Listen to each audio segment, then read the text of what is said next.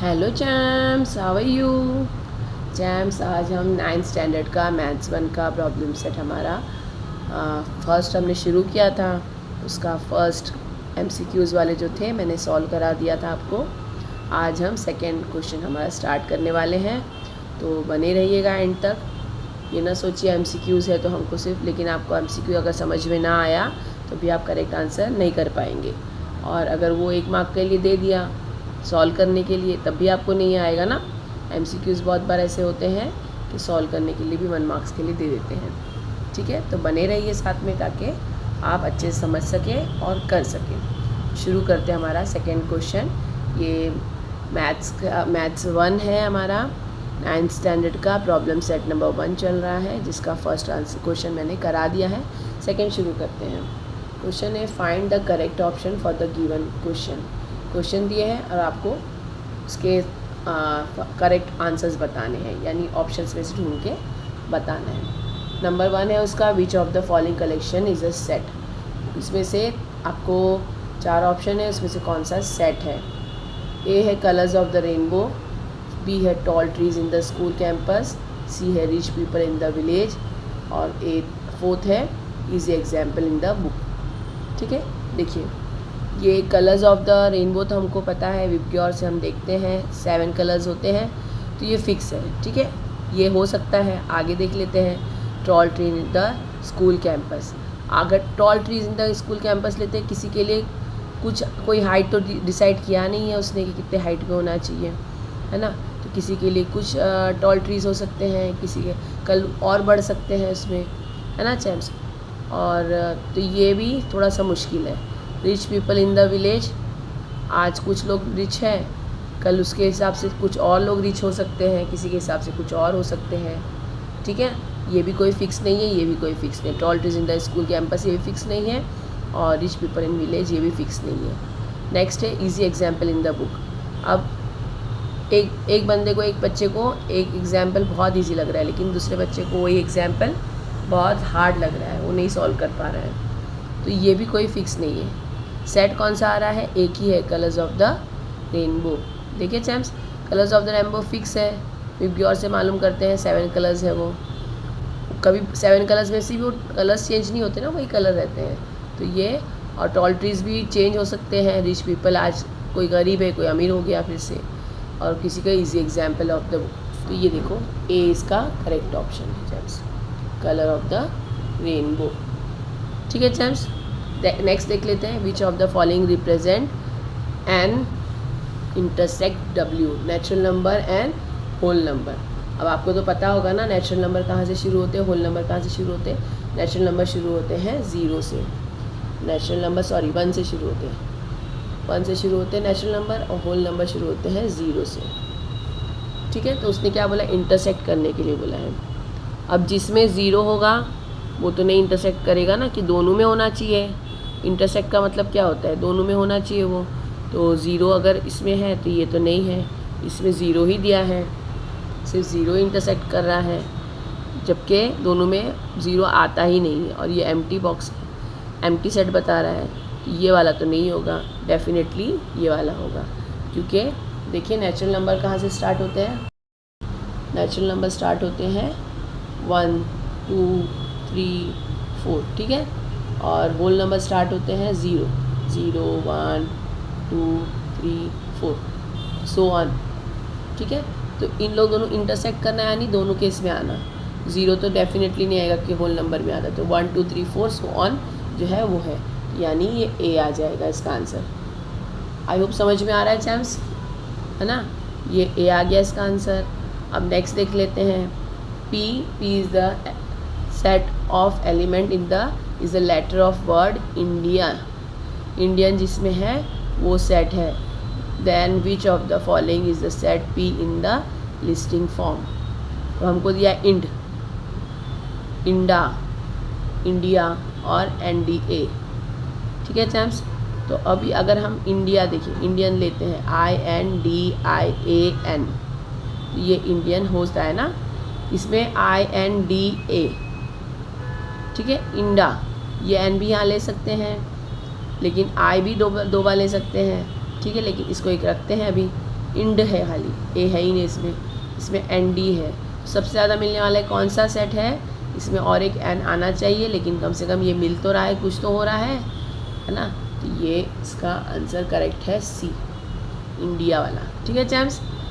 एक किसी ने कमेंट किया था कि इसमें कैसे गलत हो सकता है टेक्स्ट बुक में, तो डियर टेक्स्ट बुक में भी प्रिंटिंग मिस्टेक होती है बहुत बार। ठीक है ना, तो ये सबसे ज़्यादा यही इसके करीब है, आई एंड इंड, इंडा, इंडिया, एन डी। तो इंडियन से नज़दीक कौन सा लग रहा है, तो इंडिया लग रहा है। ठीक है ना चैम्स, तो इसको हमने, ये करेक्ट ऑप्शन है हमारा। लास्ट फोर्थ वाला देख लेते हैं। ये सेकंड क्वेश्चन हमारा चल रहा है, उसका सब क्वेश्चन है ये। फिफ्थ है, if T is equal to, T का सेट क्या है, सेट टी का एलिमेंट्स क्या है 1 2 3 4 5 एंड एम सेट के एलिमेंट्स है 3 4 7 8। देन टी फर्स्ट हमारा दिया है 1 2 3 4 5 7, 1 2 3 4 5 7। सेकेंड है 1 2 3 7 8। थर्ड है 1 2 3 4 5 7 8 और लास्ट वन है 3 और 4। देखिए इसमें क्या होना चाहिए, तो दोनों कहाँ पे एक साथ में आते हैं, कितने आते हैं ना, दोनों को साथ में लिखना होता है। तो लिख लेते हैं हम लोग यहाँ पे 1 2 3 4 5, इसमें हो गया 3 हो गया, 4 हो गया, 5 नहीं है, 7 और 8। तो ये किस में है, देखिए 1 2 3 4 5 7 8, 1 2 3 4 5 7 8, ये आपका सी ऑप्शन, ये करेक्ट आंसर है।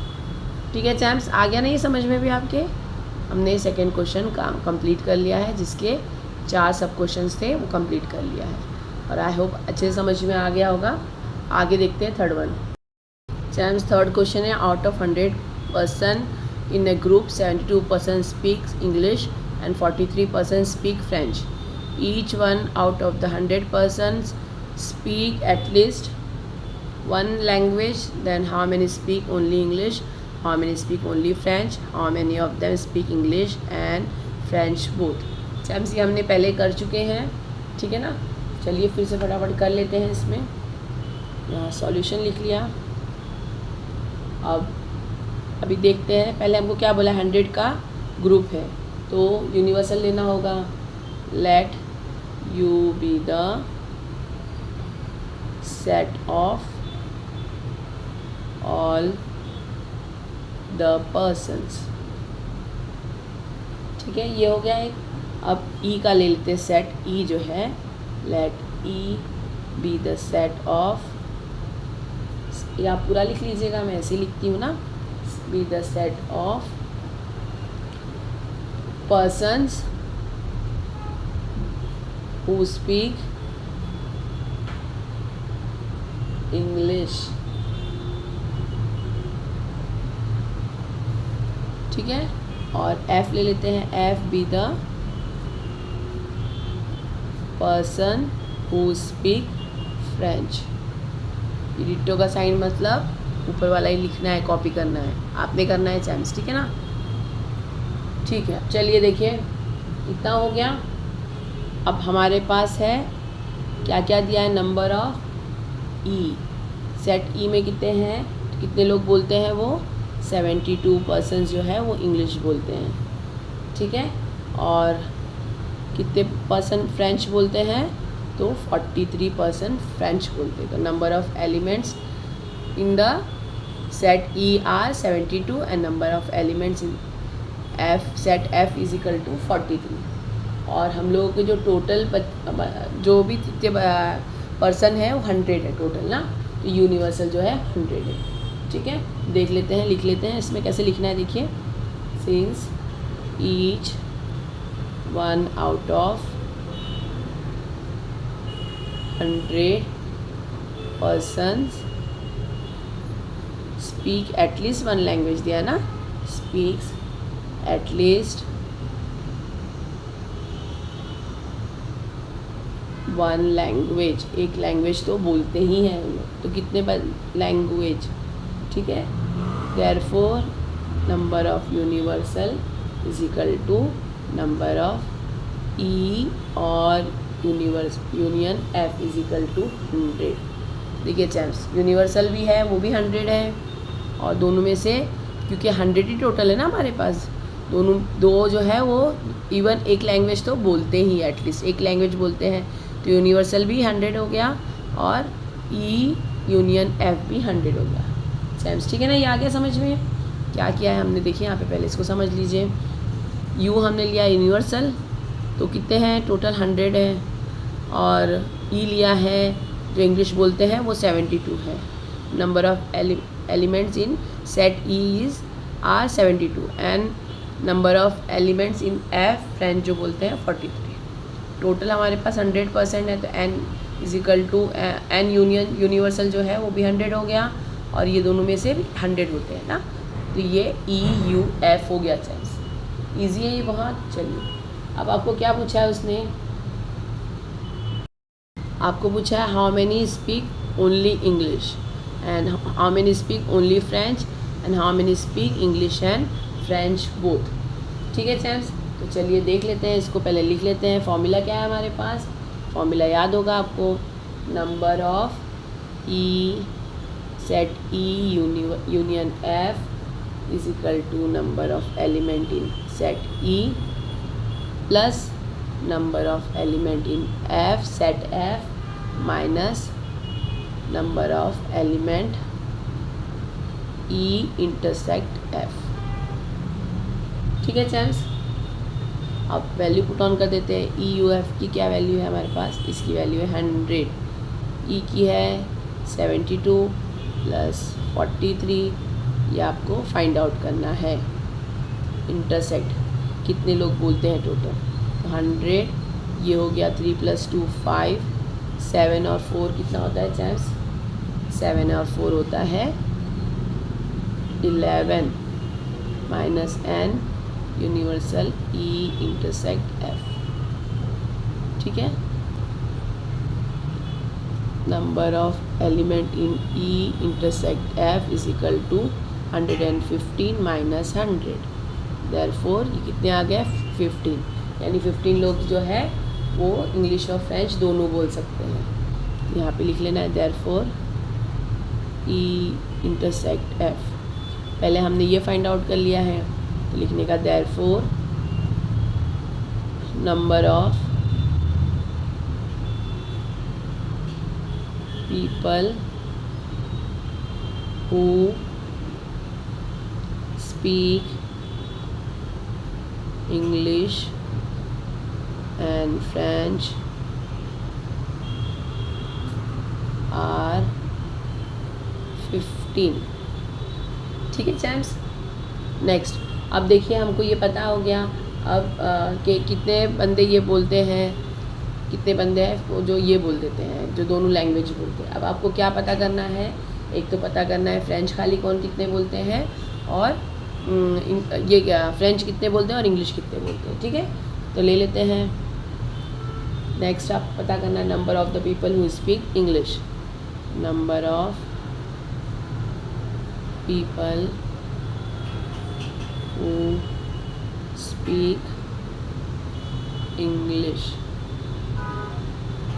या ओनली इंग्लिश भी लिख सकते हैं, जो क्वेश्चन में दिया वैसे ले लीजिए। इज इक्वल टू कैसे?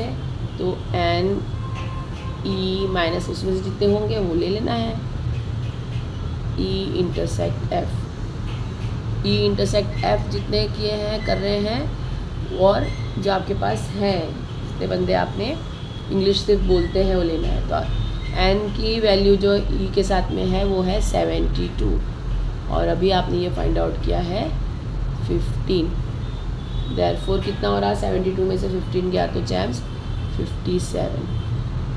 ठीक है, यहाँ पे लिख लेना है number of people who speak, अभी एंड में आई लिख देते, ठीक है ना, लास्ट में। अब number of people who speak French, number of people who speak only French, same है champs. Number of element in number of element in set F minus number of element in E intersect F. Number of set in F कितना है चैम्स, तो वो था 43 minus ये आ गया 15, इसका answer आ गया आपके पास, माइनस करके देखिए 28 होता है। देयरफॉर यहाँ पे लिख लेना है number of people who speak only English are 57 and number of people who speak only French are 28। ठीक है चैम्स, आई होप ये भी समझ में आ गया होगा अच्छे से आपको। चैम्स छोटे छोटे वीडियोस बना रही हूँ ताकि आपको अच्छी तरह से समझ में आए। ठीक है चैम्स, इसका एक अल्टरनेट भी है, अगर आपको वो चाहिए तो प्लीज़ कमेंट करिएगा, वेन डायग्राम बना के मैं आपको बता दूँगी, इसी के आगे वाली वीडियो में बता दूँगी। लेकिन आप जो है कमेंट ज़रूर करिएगा था आपको वेन डायग्राम से ज़्यादा अच्छे समझ में आ रहा है या ऐसे ही समझ में आ रहा है। ठीक है चैम्स, मिलते हैं नेक्स्ट वीडियो में, तब तक प्रैक्टिस करते रहिए। बाय।